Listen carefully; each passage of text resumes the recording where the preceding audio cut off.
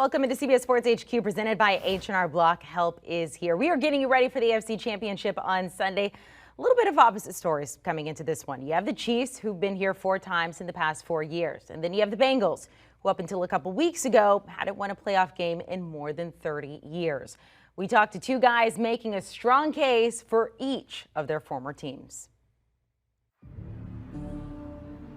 And then there were 4.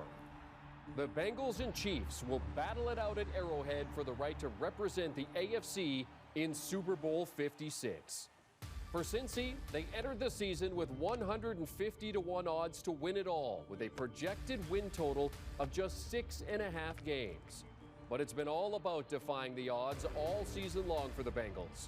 Joe Burrow made a miraculous recovery from that torn ACL and looks like he'll be one of the faces of the franchise and the league for the next decade or more. His stellar play led Cincy to their first AFC North title since the 2015 season. And after closing out 2 games late to start the playoffs, the Bengals now find themselves on the doorstep of reaching their first Super Bowl in 33 years. But internally, this is something they expected all along. I'm tired of the underdog narrative. And we're a really, really good team. We're here to make noise. On the other side, it looked like the Chiefs season was on life support against the Bills in the divisional round, down 3 with just 13 seconds to go. But 2 people that never lost faith, Patrick Mahomes and Andy Reid. And when it's grim, be the Grim Reaper and go get it. So he did that. After pulling off the win in overtime in an instant playoff classic, the Chiefs are now 1 win away from reaching their 3rd consecutive Super Bowl. Will Mahomes have another magical performance in front of one of the most raucous crowds in the NFL? Or can Joey Franchise keep transforming a franchise that is still searching for its first Lombardi? We're going to find out Sunday on CBS. Let's welcome in the ultimate 2 people to give us a preview of the AFC Championship. Former Bengals great TJ Houshmandzadeh, also longtime Chiefs linebacker Derrick Johnson. Both Pro Bowlers. I know this could be smack talk the whole time, so we're going to try to talk a little football first. TJ, I want to start with you and the Bengals, because when we came into the season, I mean, it was just, hey, the Bengals hadn't even won a playoff game since 1990. Now they are in the AFC Championship. What does this mean to this team and just the city of Cincinnati in general? Obviously, everything. I mean, 31 years since they won a playoff game. And just 2 years ago, they were 2-14. You get the number 1 pick in Joe Burrow. And I thought he would win a playoff game on his rookie contract. I didn't think it would be in his 2nd year. And so the fact that they are here in this situation, 2 years ago, they were 2-14. This offense is carrying them. Defense carried them last week. But I'm concerned that the offensive line, they gave up 9 sacks, and it's not like the Chiefs don't have dogs up front. Yeah, absolutely. And, you know, so we got the newbies kind of on one side. On the other side, you have Patrick Mahomes, the Chiefs, their 4th straight AFC Championship. Derrick, I mean, I think we kind of felt that in that last game against the Bills. I mean, it did come down to the wire, but you're like, look, this is the Chiefs. This is what they do now, it feels like. Yeah, absolutely. Absolutely. I mean, Pat Mahomes was not taking no for an answer. I mean, they didn't blink, not even with 13 seconds left on the clock. And man, every time I think about that time, I mean, it's, you know, during that game, it was all kind of emotion, especially from 2-minute on down to the end of the overtime.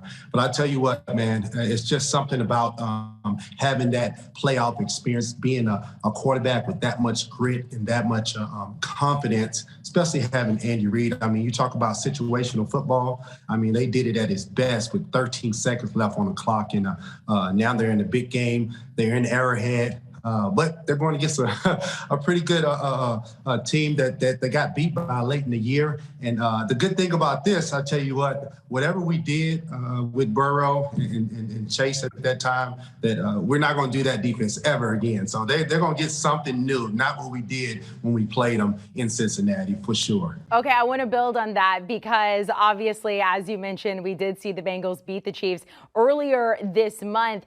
Derrick, we'll start with you since you started about this. I mean, What are the difficulties, or is it easier in some regards playing a team again more than once in a season? Yeah, it's always hard. It's always hard when you play a team twice, if you play them 2 or 3 times, because you know each other even more. That's why they say even in a division, when you play a division opponent, because you know each other really, really well. And I'm sure the Bengals know the Chiefs and the Chiefs know the Bengals now. But I tell you what, man, these playoffs have been very, very exciting, and I cannot wait to Sunday night, man. Or Sunday evening, I should say. This is going to be one heck of a game. I mean, Burrow, man, they call him Joe Cool or whatever, man. I ain't gonna lie, I like him. I'm a fan. Hopefully he doesn't do too good this coming up week. But I tell you what, man, my hat's off to the Bengals and getting back on track. I mean, it's been 31 years. That's a big deal, real big deal. I look at it from the perspective of the Bengals. Like, you go to the Chiefs and Bills game. The Chiefs have been in 3 FC championship games in a row. They felt confident up until they had 0 seconds on the clock that we're going to get this done. And so when you've had the success that they've had, why wouldn't you have that belief? And now we talk Chiefs Bengals. I played in Arrowhead Stadium. Arrowhead Stadium, the Mercedes-Benz Stadium, which used to be the Superdome, playing in Seattle and playing in Minnesota, by far and away the loudest stadiums I've ever played in. That's going to present an obstacle for the Bengals that they've never played in anything like this before, and they'll see that. But the saving grace is, and Derek can attest to this, when you just beat a team within the last month, confidence level is through the roof. They feel good about it. And not only did they not beat them, they were down 14 points. I don't know if people remember. They had to overcome a lot of adversity that game. They were down 14 points and came back to win it. I thought Spagnuolo made some bad calls defensively. You don't play cover 0, 3rd and 26. He did that. They won't do that again. And so the chess match will start from the first snap. Who can adjust the best, the quickest, and just make the best adjustments for the game? Both teams will be confident. The way the Chiefs won and the way the Bengals beat the Chiefs before, it's going to be a really good game. You talked about how loud it is at Arrowhead. Obviously, that last game against the Chiefs was in Cincinnati. And we heard Joe Burrow this week saying it gets way louder in the SEC than it does NFL stadiums. I mean, both of you went to He's going to find that out. That's what I want to know. What do you think? I mean, what do you think? TJ, start with you, and Derek, you follow. Like I just said, and I don't know if Derek's played in those stadiums. He played a long time, so I'm sure he played in every stadium you can play in. The old Metrodome in Minnesota was loud. The Saints Stadium is extremely loud. Seattle's home field advantage in Kansas City. Those 4, there's nothing like it. It's loud all game. You can't prepare for that in practice. When they played the Chiefs earlier, obviously they did play in Cincinnati, but you cannot prepare for this crowd noise that they're going to face. And the fans are going to be into it because the Bengals just beat the Chiefs. But I know it's 100,000 in the SEC, but this type of noise is just going to be different. Yeah, absolutely. TJ is exactly right, man. I played in Kansas City for 13 years, and I tell you what, it is no home field advantage like Arrowhead Stadium. I mean, you got the Seattles and stuff. They got the 12th man, and they are loud. Don't get me wrong, but I tell you what, there's something about that sea of red. I've experienced it personally every single week for 13 years, and I tell you what, man, this is going to be hard for the Bengals. It really is. It's going to be tough. Obviously, they're capable to win this game, but at the same time, the odds are on our side when it comes to making sure we can get the quarterback, can't hear and all that stuff. They'll try to emulate that in practice by playing loud music and stuff, but it's just nothing like it. You just can't even hear yourself think when you're out there on that field, and that's going to help our defense because last time we played Cincinnati, we didn't have a good showing, so we need to show up big this week.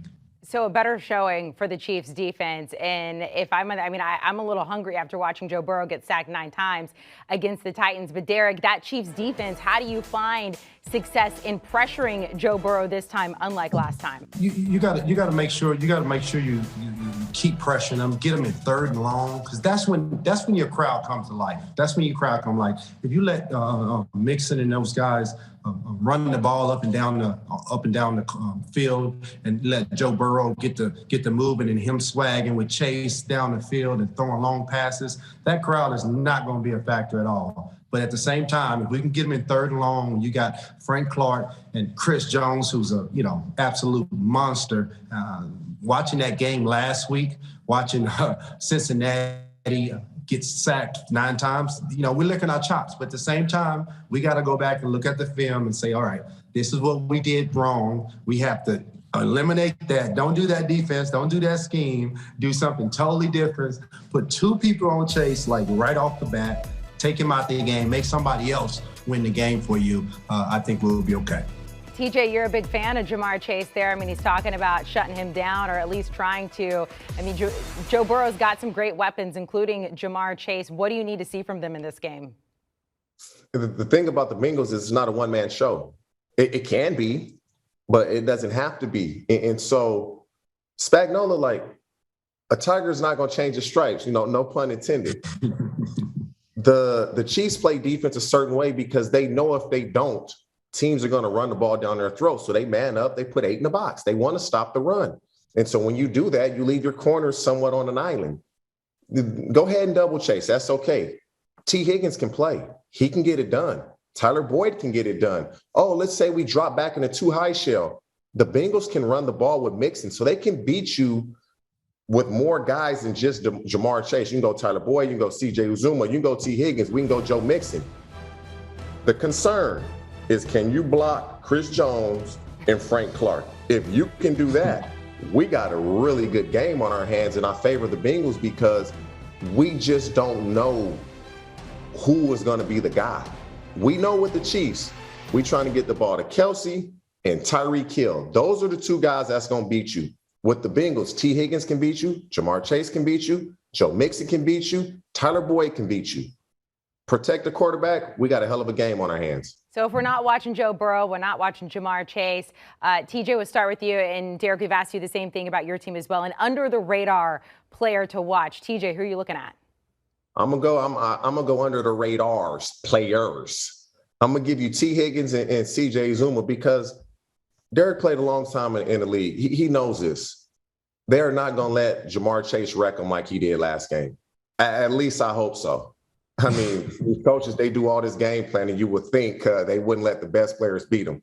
And so I'm going to say T. Higgins and C.J. Uzomah will be wild cards in the passing game if the Chiefs devote their attention to Ja'Marr Chase, which I believe they should. Well, you know what? I would have to say Pringle, number 13, and number 11, and Demarcus Robinson. You talk about those guys; they don't get much love. But I tell you what, man, they're gonna double. This is how everybody's been playing the Chiefs. Play them 2-man. You got to play them 2-man. You don't want to get beat deep, and you got to make sure Tyreek Hill does not get behind you, and make sure you get some hands on Kelce. But those other receivers, they got to come through. Nicole Hardman, they got to come through. It's just Nico Hardman. It just has to happen.